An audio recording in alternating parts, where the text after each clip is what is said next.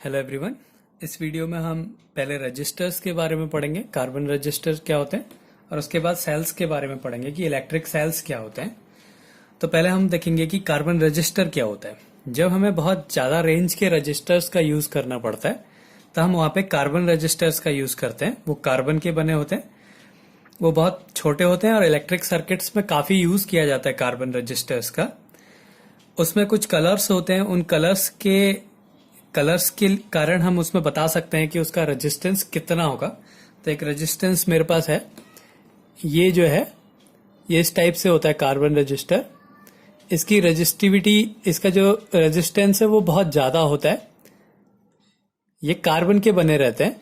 इसमें कुछ कलर्स होते हैं, ये फोकस नहीं हो पा रहा अच्छे से। इसमें कुछ कलर्स होते हैं, उन कलर्स के कारण, जैसे ये है, ये ABCD लिखा हुआ है, ये कलर्स हैं। इन कलर्स के कारण हम बताते हैं कि इनका रेजिस्टेंस कैसा होगा। तो उसमें उसका एक कलर कोड है, उसको हमने याद करना होता है कि वो कलर कोड कैसे याद करें। तो या तो सीधे सीधे ये ब्लैक, ब्राउन, रेड, ऑरेंज, ये कलर होते हैं सारे इन रजिस्टर्स में। 4 कलर होते हैं, कहीं पे 3 और मोस्टली चार कलर होंगे। तो ये कलर होते हैं black, brown, red, orange, yellow, green, blue, violet, grey, white, gold, silver, या फिर कोई कलर नहीं होगा। ये चौथे कलर के लिए हैं कि गोल्ड होगा या सिल्वर होगा या कोई कलर नहीं होगा। तो ये जो 10 कलर्स हैं, ये 3 कलर जो ये ए बी सी जो ये 3 कलर्स हैं, ये इसमें से 10 में से कोई होंगे। और ये जो लास्ट का डी है, ये इन तीनों में से कोई एक कलर होगा। ये 2 कलर होंगे या उसमें कोई कलर नहीं होगा। तो इसको याद करने के लिए एक फॉर्मूला टाइप में भी है कि BB Roy of Great Britain has very good wife wearing gold silver necklace. इसको याद कर सकते हैं। इसमें जो कैपिटल लेटर्स हैं ये सारे कलर्स हैं। बीबी रॉय, तो बी मतलब black, brown, red, orange, green. Of Great Britain, great में जो जी है उसका मतलब ग्रीन है, ब्रिटेन में ब्लू, फिर हैज में कुछ नहीं है, वेरी गुड वाइफ, इसमें जो फर्स्ट लेटर है VG और W, वायलेट, ग्रे और white, wearing gold silver necklace. Gold का मतलब गोल्ड है, सिल्वर का मतलब सिल्वर, और इस एन का मतलब है कि उसमें कोई कलर नहीं होगा।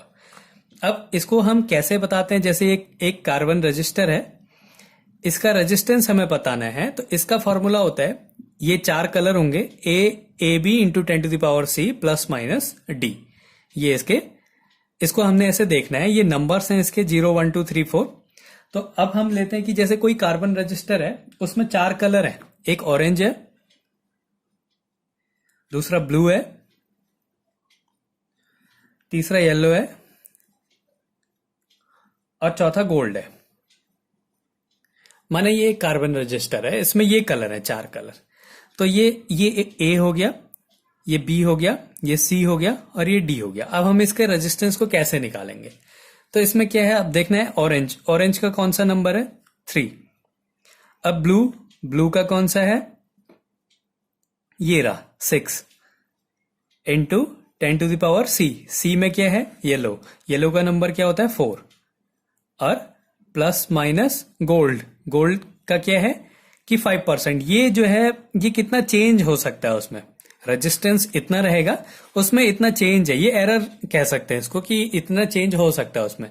अगर गोल्ड है तो सबसे अच्छा रजिस्टर माना जाएगा, उसमें 5% का चेंज हो सकता है। सिल्वर में 10, अगर कोई कलर नहीं है तो उसमें 20% का चेंज होगा। तो 36 इंटू 10⁻⁴ प्लस माइनस 5%, ये इसका रेजिस्टेंस हो गया। तो ऐसे हम कलर्स को देख के बता सकते हैं कि किसी कार्बन रजिस्टर का रेजिस्टेंस कैसा होगा। तो एग्जाम में हमें या तो कलर्स दिखे हुए आएंगे कि ये कलर है, इसका रेजिस्टेंस बताओ, या फिर कहीं पे नंबर आ जाएगा। जैसे हमने नंबर ले लिया कोई 78 इंटू 10⁻² प्लस माइनस 10% है माना। अब हमने इसका बताना है कि इसमें कौन कौन से कलर होंगे। तो 7 में क्या है? वायलेट और ग्रे। तो पहला कलर इसमें वायलेट होगा, दूसरा कलर ग्रे होगा, तीसरा ये फिर AB इंटू 10⁻⁶। C में क्या है? 2 है, तो 2 में क्या है? रेड। तो तीसरा कलर इसमें रेड होगा। अब प्लस माइनस 10%, 10% का मतलब चौथा कलर क्या होगा? सिल्वर होगा। ऐसे हम इसके कलर्स के बारे में बताएंगे कि क्या कलर है, या फिर अगर हमें कलर्स दिए हों तो रेजिस्टेंस के बारे में बताएंगे कि उसका रेजिस्टेंस क्या होता है। तो ये तो था कार्बन रजिस्टर। अब इसके बाद हम पढ़ेंगे कि रेजिस्टेंस का कॉम्बिनेशन, जो कि 10th क्लास में भी होता है, कॉम्बिनेशन ऑफ रेजिस्टेंसेस, वही हमने यहाँ पे भी पढ़ना है। तो पहला है सीरीज कॉम्बिनेशन। तो हमने पढ़ना है कॉम्बिनेशन ऑफ रजिस्टर्स। रजिस्टर्स का कॉम्बिनेशन कैसे कंबाइन करेंगे उन्हें। पहला है सीरीज कॉम्बिनेशन। सीरीज कॉम्बिनेशन, तो सीरीज कॉम्बिनेशन में क्या है, माना 3 रजिस्टर्स के लिए लेते हैं। एक रजिस्टर ये है, दूसरा रजिस्टर ये है, तीसरा रजिस्टर ये है। ये एक बैटरी से कनेक्ट है। तो माना इसका रेजिस्टेंस R1 है, इसका R2 है, इसका रेजिस्टेंस R3 है। इसमें करंट फ्लो हो रहा है I। माना इस जो पूरी बैटरी है, ये एक सेल है, तो ऐसे कॉम्बिनेशन है पूरा। इसका पोटेंशियल V है, तो इसका पोटेंशियल V1 माना। इनके दोनों एंड्स के बीच का पोटेंशियल डिफरेंस V2 है, और यहाँ पे पोटेंशियल डिफरेंस V3 है इस रजिस्टर्स के। ये हमारे पास कंडीशन है। तो अब हमने क्या करना है, इन तीनों में करंट सेम करंट जाएगा क्योंकि ये सीरीज में है। तो जो इसका जो नेट पोटेंशियल होगा V इक्वल्स टू क्या होगा, V1 plus V2 plus V3। अब हमें ये इसको एक इक्वेशन मान लेते हैं। हमें पता है कि V इक्वल्स टू IR होता है। तो जो V की वैल्यू होगी, माना इसका जो नेट रेजिस्टेंस है वो R है, इसमें करंट फ्लो हो रहा है I, तो इधर पे V की वैल्यू क्या हो जाएगी, IR plus V1 equals to V1, current कितना फ्लो हो रहा है 1 में I, और रेजिस्टेंस क्या है R1, तो V1 की वैल्यू क्या हो गई IR1। हम ओम्स लॉ यूज कर रहे हैं, V इक्वल्स टू IR, ये ओम्स लॉ है। तो V1 की वैल्यू हो जाएगी IR1 plus IR2 plus IR3। तो ये I कॉमन आएगा, उसके साथ ये कैंसिल हो जाएगा, तो ये बचा R equals to R1 plus R2 plus R3। तो ये सीरीज कॉम्बिनेशन का फॉर्मूला हो गया कि रजिस्टर्स अगर सीरीज में है तो हमने उसको सीधे सीधे ऐड कर देना है, तो उसका इक्विवेलेंट रेजिस्टेंस निकल जाएगा। अब ऐसी दूसरा है parallel combination. Parallel combination, parallel combination में क्या है कि माना फिर से वो 3 रजिस्टर्स, एक रजिस्टर ये है, दूसरा ये रहा, और तीसरा ये है। ये तीनों जो है पैरेलल में कनेक्ट है। पैरेलल का मतलब है कि उन तीनों में करंट जो है वो डिस्ट्रीब्यूट हो जाएगा, एक करंट। ये इसका पॉजिटिव टर्मिनल है, ये नेगेटिव टर्मिनल है, यहां से करंट फ्लो हो रहा है, इसका पोटेंशियल V है। तो पैरेलल कॉम्बिनेशन में क्या होता है, तीनों का जो पोटेंशियल डिफरेंस होगा वो V होगा। सीरीज में वो चेंज हो जाएगा। माना इसका रेजिस्टेंस R1 है, इसका R2 है, और इसका R3 है। यहाँ पे करंट फ्लो हो रहा है। माना इस वाले में करंट I1 जा रहा है, इसमें I2 जा रहा है, और इसमें I3 जा रहा है। तो याद करने के लिए एक सीधा सा तरीका कि जो 3 पार्ट में डिवाइड हो रहा है उसको इक्वल कर दो जो चेंज हो रहा है। जैसे यहाँ पे करंट I1 I2 I3 हो रहा था, यहाँ पे पोटेंशियल V1 V2 V3 हो रहा था, तो पोटेंशियल को लिख दिया, यहाँ पे करंट को लिख देंगे I equals to I1 plus I2 plus I3। जैसे यहाँ पे V इक्वल्स टू IR था, तो I की वैल्यू क्या हो जाएगी, V अपॉन R। अब तीनों का पोटेंशियल सेम है यहाँ पे, लेकिन रेजिस्टेंस अलग अलग है, तो I की वैल्यू क्या होगी, V upon equivalent resistance R equals to I1 की value V upon R1, potential same रहेगा, plus V upon R2 plus V upon R3। V common आके कैंसिल हो जाएगा, equals to 1 upon R equals to 1 upon R1 plus 1 upon R2 plus 1 upon R3।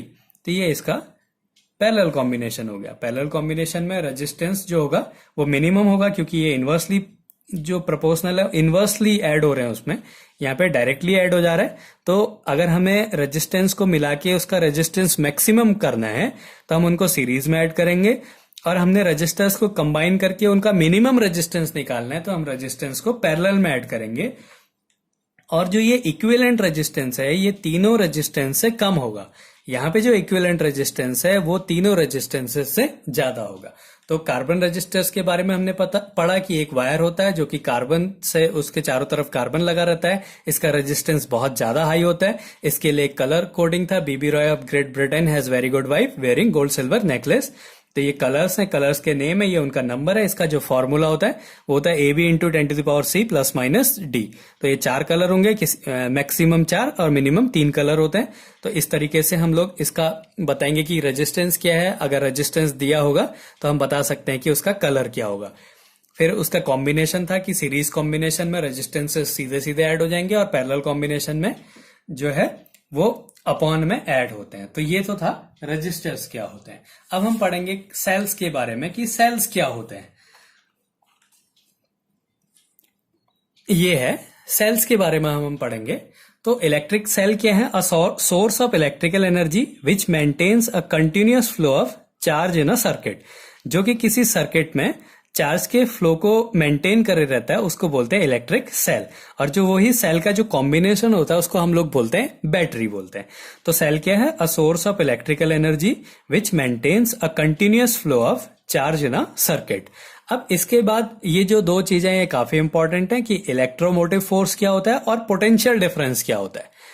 तो electromotive force, जैसे नाम में ये force आ रहा, तो बहुत सारे लोग बोलते थे कि ये फोर्स है।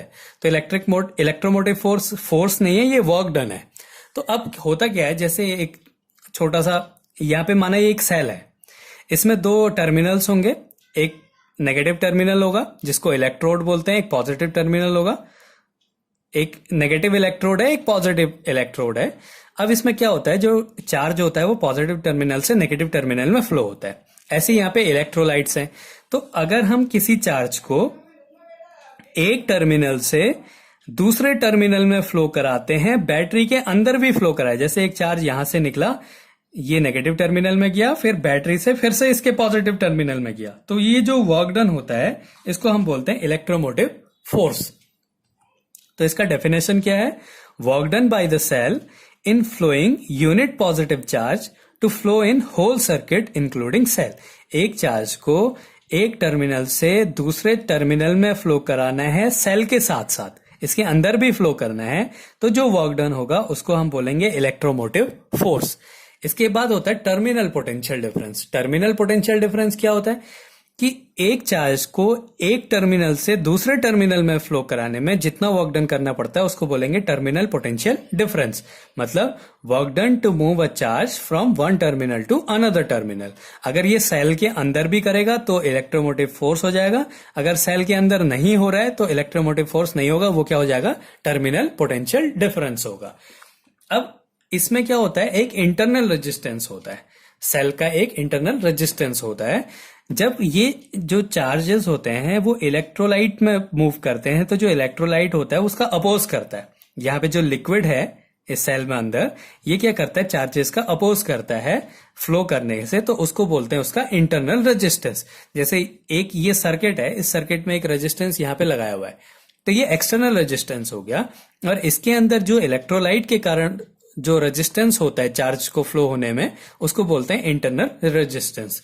तो इंटरनल रेजिस्टेंस क्या है? Resistance offered by electrolyte of cell. जो इलेक्ट्रोलाइट जो रेजिस्टेंस ऑफर करता है उसको बोलते हैं हम लोग इंटरनल रेजिस्टेंस। अब जो इंटरनल रेजिस्टेंस है वो कुछ प्रॉपर्टीज पे डिपेंड करता है। वो डायरेक्टली प्रोपोर्शनल होता है separation between 2 plates of the cell. ये जो सेपरेशन है, जितना ज्यादा दूर होगा उतना ज्यादा इंटरनल रेजिस्टेंस होगा, जितना कम होगा उतना कम इंटरनल रेजिस्टेंस होगा। ये अगर दूर होंगे तो इसके बीच में इलेक्ट्रोलाइट ज्यादा होगा तो इसका रेजिस्टेंस भी ज्यादा होगा। ये पास पास होंगे तो इलेक्ट्रोलाइट कम होगा, इसलिए रेजिस्टेंस कम होगा। तो इंटरनल रेजिस्टेंस जो है वो डायरेक्टली प्रोपोर्शनल होता है separation between 2 plates of the cell.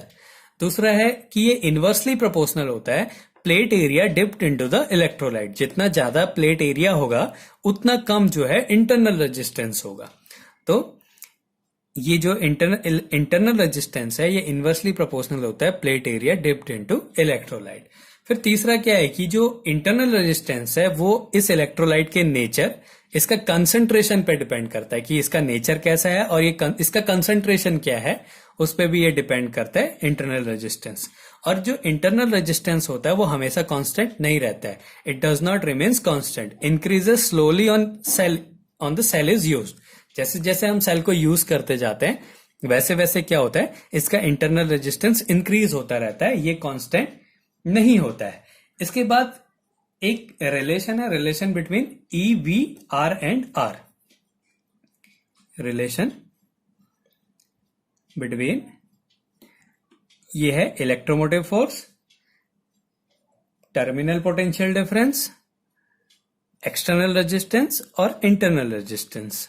इनमें क्या रिलेशन है ये हमने पढ़ना है। तो इसके लिए हमने क्या करा, एक सेल है, अब सेल को इंटरनल रेजिस्टेंस के साथ कैसे रिप्रेजेंट करेंगे। जैसे ये एक सेल है, अब इसके अंदर अगर हम रेजिस्टेंस बना दे तो थोड़ा सा अलग टाइप का हो जाता है। तो इंटरनल रेजिस्टेंस को कैसे रिप्रेजेंट करते हैं, ऐसे।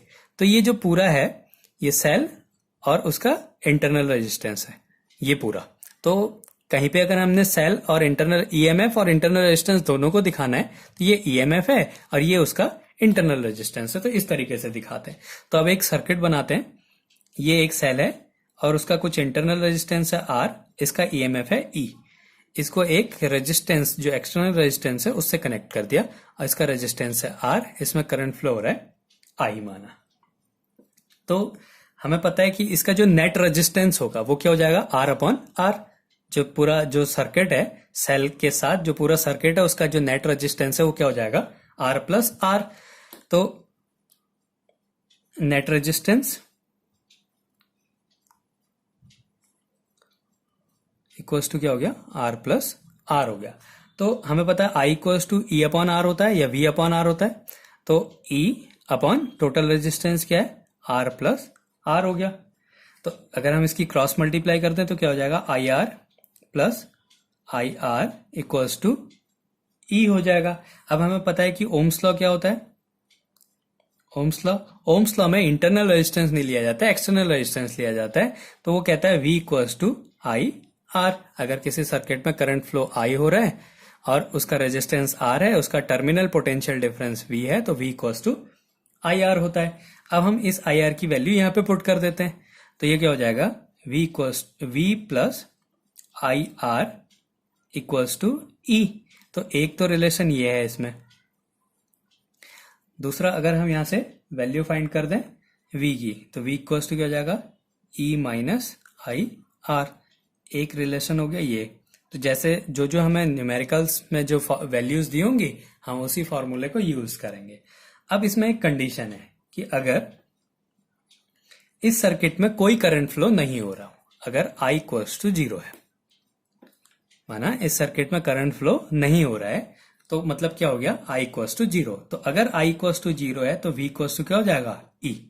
इसका मतलब अगर किसी सर्किट में करंट फ्लो नहीं हो रहा है तो जो उसका ईएमएफ होता है उसके पोटेंशियल डिफरेंस के इक्वल होता है। तो that is if no current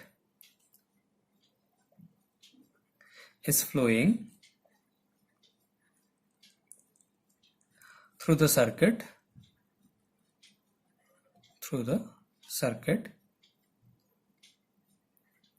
then the terminal potential difference is equal to EMF of the cell। अगर सर्किट में, तो बहुत सारी बुक्स में डेफिनेशन भी लिखी रहती है टर्मिनल पोटेंशियल डिफरेंस की। तो वो क्या कहता है कि अगर सर्किट में कोई करंट फ्लो नहीं हो रहा है तो जो सेल का ईएमएफ होगा वही उसका पोटेंशियल डिफरेंस भी होगा, टर्मिनल पोटेंशियल डिफरेंस भी होगा। तो ये भी एक कंडीशन होती है। अब इसके बाद हम इसमें हमने क्या देखा कि सेल क्या होता है, जो कि चार्ज को कंटिन्यू फ्लो कराता है उसको हम सेल कहते हैं। ये एक एनर्जी है। फिर इलेक्ट्रोमोटिव फोर्स भी क्या है, एक वर्क डन है। एक चार्ज को एक टर्मिनल से दूसरे टर्मिनल में ले जाना है सेल के साथ, तो उसको बोलेंगे हम लोग इलेक्ट्रोमोटिव फोर्स। अगर उसके सिर्फ दो टर्मिनल में ले जाना है, सेल को इंक्लूड नहीं करेंगे, तो हम बोलेंगे टर्मिनल पोटेंशियल डिफरेंस। फिर इंटरनल रेजिस्टेंस क्या होता है, जो इलेक्ट्रोलाइट ऑफर करता है चार्जेस को मूव करने के लिए, उसको हम इंटरनल रेजिस्टेंस कहते हैं। ये इसके सेपरेशन पे डिपेंड करता है, एरिया पे भी डिपेंड करता है, नेचर पे डिपेंड करता है कि इलेक्ट्रोलाइट का नेचर कैसा है, उसका कंसंट्रेशन क्या है। और ये कांस्टेंट नहीं रहता, ये इंक्रीज होता रहता है। जैसे जैसे सेल यूज होगा वो इंक्रीज होता रहेगा। तो फिर ये एक फॉर्मूला होता है I equals to E upon R plus R या V equals to E minus I R. अगर सर्किट में करंट फ्लो नहीं हो रहा है तो उसका ईएमएफ, उस सेल का जो ईएमएफ है उसके टर्मिनल पोटेंशियल डिफरेंस के इक्वल होगा। अब इसके बाद हम पढ़ेंगे कि सेल का कॉम्बिनेशन, जैसे हमने रेजिस्टेंस का कॉम्बिनेशन पढ़ा था वैसे ही सेल का भी कॉम्बिनेशन होता है। तो अगला टॉपिक है हमारा कॉम्बिनेशन ऑफ सेल्स, कि हम सेल्स को कैसे कंबाइन करते हैं। तो पहला है इसमें सीरीज कॉम्बिनेशन, हमने अब सेल को सीरीज में कंबाइन करना है। तो हम अब सेल ले रहे हैं तो उसका इंटरनल रेजिस्टेंस भी हम यूज करेंगे। तो पहले इसको सीरीज कॉम्बिनेशन में माना एक सेल ये है, ये इसका इंटरनल रेजिस्टेंस है, फिर एक और सेल है उसका इंटरनल रेजिस्टेंस, ऐसे बहुत सारे सेल हैं और उनके इंटरनल रेजिस्टेंस है, ये n है माना टोटल। तो और इनको हमने एक लोड कुछ दे दिया, ये इसका एक्सटर्नल रेजिस्टेंस है, ये कंडीशन है हमारी। अब हमने देखना है कि इसके सीरीज कॉम्बिनेशन का फॉर्मूला क्या होगा। इन सब का जो ईएमएफ है वो ई है, ये एन सेल्स हैं, इनको हमने सीरीज में कनेक्ट कर रखा है, और इन सब का जो इंटरनल रेजिस्टेंस है वो आर है। अब हमने इसको सीरीज कॉम्बिनेशन के फॉर्मूले को डिराइव करना है। तो इसका जो नेट ईएमएफ होगा, अगर सीरीज में कनेक्ट होते हैं तो जो ईएमएफ होता है वो सम के इक्वल होता है। तो इसका जो नेट ईएमएफ है सेल का, नेट ईएमएफ, अब ये जो पूरा सर्किट है, इस सर्किट का जो नेट ईएमएफ क्या हो गया, एन ई। अगर दो होते तो 2e, 3 होते तो 3, तो इसमें n कनेक्ट है तो ये क्या हो जाएगा, एन ई। और नेट रेजिस्टेंस क्या होगा, नेट रेजिस्टेंस, इस सर्किट का नेट रेजिस्टेंस क्या होगा, नेट रेजिस्टेंस क्या है, ये R फिर 2R, ये सारे जो हैं ये सब सीरीज में कनेक्ट हैं, तो हमने इसको सीधे सीधे ऐड करना है। तो N तो ये हो गए, तो टोटल रेजिस्टेंस हो गया NR, इन सबको ऐड करके और प्लस R, तो ये क्या हो गया, उसका नेट रेजिस्टेंस हो गया। तो इसमें जो करंट होगा I इक्वल्स टू वो क्या हो जाएगा, NE upon NR plus R, ये इसका करंट का फॉर्मूला। अगर यहां पे इतने सारे, ये बैटरी हो गई, अब यहां पे एक सिंगल सेल होता तो दोनों कंडीशंस को लेते हैं फॉर सिंगल सेल। अगर एक ही सेल होता तो क्या होता, माना वहां पे करंट फ्लो हो रहा होता I dash equals to E upon cell का इंटरनल रेजिस्टेंस और एक load E upon R plus R होता। तो अब इसमें कुछ केस है, ये दोनों को लेना है और इसके कुछ केसेस को देखना है। तो अगर पहला केस होता है, इसमें पहला कंडीशन है कि अगर जो इंटरनल रेजिस्टेंस है वो बहुत बड़ा है एक्सटर्नल रेजिस्टेंस से, तो क्या होगा। तो हम क्या करेंगे, इसको नेग्लेक्ट कर देंगे क्योंकि ये ऐड हो रहा है, ये इसकी वैल्यू बहुत छोटी है। तो ये क्या हो जाएगा, I equals to N E upon N R हो जाएगा। तो ये कैंसिल हो गया, तो क्या आ गया, E अपॉन आर। तो यहां पे भी क्या होगा, इसको छोड़ देंगे, दोनों में ये कंडीशन लग रही है। अगर हम इन दोनों को ऐड करें तो आंसर लगभग यही आएगा क्योंकि ये बहुत छोटा है। तो I डैश की भी वैल्यू क्या हो गई, E अपॉन आर। तो मतलब अगर हम कंडीशन लेते हैं कि जो इंटरनल रेजिस्टेंस है वो एक्सटर्नल रेजिस्टेंस से बहुत बड़ा है, इंटरनल रेजिस्टेंस एक्सटर्नल रेजिस्टेंस से बहुत बड़ा है, तो जो करंट की वैल्यू होती है वो लगभग सेम रहेगी। ये इसका रिजल्ट मिला हमें, तो यहाँ पे रिजल्ट लिख रहा हूं, ये इसका रिजल्ट मिला। फिर दूसरा केस है, अब उल्टा ले लेते हैं, if external resistance is greater than internal resistance. अब एक्सटर्नल रेजिस्टेंस जो है इंटरनल रेजिस्टेंस से बहुत बड़ा है, तो I की वैल्यू क्या मिलेगी, एन ई अपॉन, ये बहुत छोटा है तो इसको छोड़ देंगे, अपॉन R हो गया। अब यहां पे क्या हो जाएगा, I dash equals to E upon internal resistance, small r वाले को छोड़ देना, तो ये हो गया R। तो इसमें क्या मिला हमें कि जो करंट है वो बढ़ गया, जो कॉम्बिनेशन में जो करंट है वो सिंगल सेल के कंपैरिजन में जो था उससे बढ़ गया। तो हमें मिला क्या कि जो I की वैल्यू है वो I डैश के n टाइम हो गई, I equals to N I dash मिल गया। मतलब इसमें अगर n से मल्टीप्लाई करेंगे तो हमें इसकी वैल्यू मिलेगी। इसका मतलब अगर हमें रेजिस्टेंस, ये ईएमएफ्स को सीरीज में ऐड करना है तो हम क्या करेंगे, मैक्सिमम करंट के लिए हम ये कंडीशन लेंगे कि जो एक्सटर्नल रेजिस्टेंस है वो इंटरनल रेजिस्टेंस से ज्यादा होना चाहिए। तो इसकी कंडीशन क्या मिली, to increase the current R should be greater than small r, external resistance should be greater than internal resistance. तो ये हो गया सीरीज कॉम्बिनेशन। हमें सिर्फ इस कंडीशन को देखना है कि किस कंडीशन में करंट जो है वो ज्यादा होगा। फिर दूसरा है अब इसका पैरेलल कॉम्बिनेशन, पैरेलल कॉम्बिनेशन। अब सेल्स को हमने पैरेलल में कनेक्ट करना है। तो एक सेल ये हो गया, ये इसका इंटरनल रेजिस्टेंस, ऐसे एक और सेल है उसका इंटरनल रेजिस्टेंस, बहुत सारे सेल्स होंगे उनका ये इंटरनल रेजिस्टेंस है। अब हमने क्या करना है, इनको पैरेलल में कनेक्ट करना है सबको।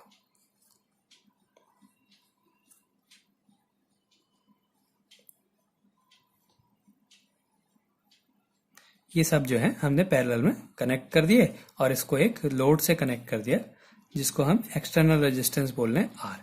इन सब का जो ईएमएफ है वो सेम है ई, और इनका इंटरनल रेजिस्टेंस आर है। अब हमने क्या करना है, इनको पैरेलल में ऐड करना है। तो फिर से हम नेट ईएमएफ, जैसे सीरीज में जो नेट ईएमएफ होता है वो सबका सम के इक्वल होता है, लेकिन पैरेलल कॉम्बिनेशन में सबका पोटेंशियल सेम होता है और नेट पोटेंशियल भी उतना ही होता है। तो जो नेट ईएमएफ होगा, नेट ईएमएफ इक्वल्स टू ई होगा। पैरेलल कॉम्बिनेशन में जो नेट ईएमएफ होता है वो सबके ईएमएफ के इक्वल होता है, लेकिन सीरीज कॉम्बिनेशन में जो नेट ईएमएफ होता है सबके सम के इक्वल होता है। पैरेलल में सबका सेम होता है, नेट भी उतना ही होगा और सबका भी उतना ही पोटेंशियल होगा। तो जो नेट ईएमएफ है वो क्या हो गया, ई हो गया। और उसके बाद नेट रेजिस्टेंस,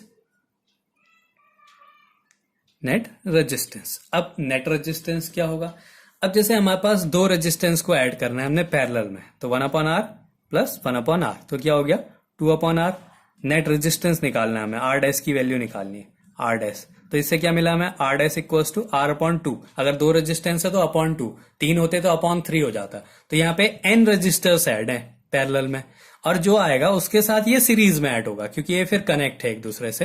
तो n रेजिस्टेंस का सीरीज पैरेलल कॉम्बिनेशन क्या हो जाएगा, r/n, r/n। अब प्लस उसके साथ ये वाला सीरीज में ऐड है तो इक्वल्स टू r हो गया। ये इसका नेट ईएमएफ हो गया। तो फिर से करंट की वैल्यू क्या हो जाएगी, I equals to E/R। R total क्या है, R/n प्लस R। इसको अगर हम सॉल्व कर दें तो ये n कॉमन आ जाएगा, फिर ये ऊपर चला जाएगा, I इक्वल्स टू हो जाएगा NE/R प्लस NR। अगर सिंगल सेल है,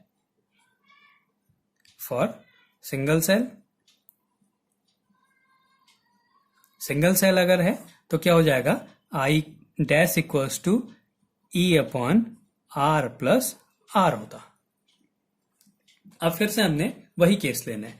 तो पहला केस क्या थी, अगर R की वैल्यू कैपिटल R से बहुत बड़ी है तो क्या होगा, जो I की वैल्यू है, तो इसमें क्या करेंगे, हम इस NR को छोड़ देंगे क्योंकि ये छोटा है। तो क्या आ जाएगा, NE/R आ जाएगा, और यहां पे भी हम कैपिटल R को छोड़ देंगे। और इस वाले केस में क्या मिला, I dash equals to E/R। तो रिजल्ट क्या मिला हमें, कि जो I की वैल्यू है वो I डैश की n टाइम्स है। इसमें अगर हम n से मल्टीप्लाई करेंगे तो ये आ जाएगा। अब दूसरा case, if R is less than R, उल्टा कंडीशन, तो क्या हो जाएगा, अब हम क्या करेंगे, कैपिटल R को लेंगे, स्मॉल r को छोड़ देंगे। तो इसमें क्या मिलेगा, I इक्वल्स टू मिल जाएगा हमें NE/NR। तो इसको सॉल्व करा तो मिला E/R। ऐसे ही I डैश की वैल्यू क्या मिलेगी, E/R। तो इसमें कंडीशन क्या मिली, कि जो दोनों की वैल्यू है लगभग सेम है। तो इसका मतलब पैरेलल कॉम्बिनेशन में अगर हमें मैक्सिमम करंट चाहिए तो हमें क्या कंडीशन लेनी पड़ेगी, कि स्मॉल r की वैल्यू कैपिटल R से बड़ी होनी चाहिए, इसका उल्टा होना चाहिए। तो टू इंक्रीज करंट,